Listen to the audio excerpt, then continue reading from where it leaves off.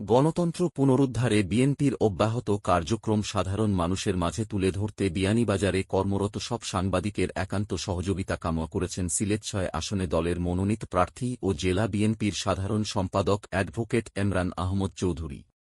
উপজেলা বিএনপির অস্থায়ী কার্যালয়ে আয়োজিত স্থানীয় প্রিন্ট, ইলেকট্রনিক ও অনলাইন মিডিয়ার সাংবাদিকদের সঙ্গে মতবিনিময় সভায় এমরান আহমদ চৌধুরী বলেন, বিয়ানীবাজার গোলাপঞ্জে বিএনপি, যুবদল, ছাত্রদল, স্বেচ্ছাসেবক দল, শ্রমিক দল, কৃষক দল ও জাসাসহ যত অঙ্গসহযোগী সংগঠন রয়েছে সব ধানের শীষের পক্ষে ঐক্যবদ্ধ।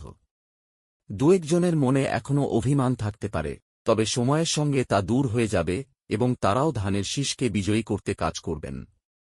সিলেট ৬ আসনে দলের মনোনীত প্রার্থী আরও বলেন, বিএনপি ক্ষমতায় না থাকা সত্ত্বেও আমরা চেষ্টা করে বর্তমান সরকারের কাছ থেকে বরাদ্দ নিয়ে এসে এই দুই উপজেলায় বিভিন্ন রাস্তাঘাটসহ উন্নয়নমূলক কার্যক্রম চালাচ্ছি।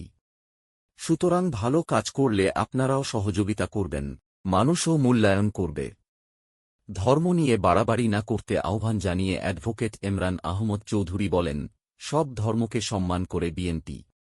আমরা ক্ষমতায় আসলে সব ধর্মের মানুষ নির্বিঘ্নে তাদের ধর্মীয় আচার অনুষ্ঠান পালন করতে পারবেন।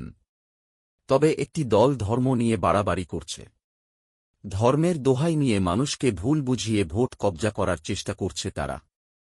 তবে সচেতন ধর্মপ্রাণ মানুষ তা বুঝে। ফলে আগামী নির্বাচনে জনগণের হৃদয়ের প্রতীক ধানের শীষেরই বিজয় হবে ইনশা আল্লাহ।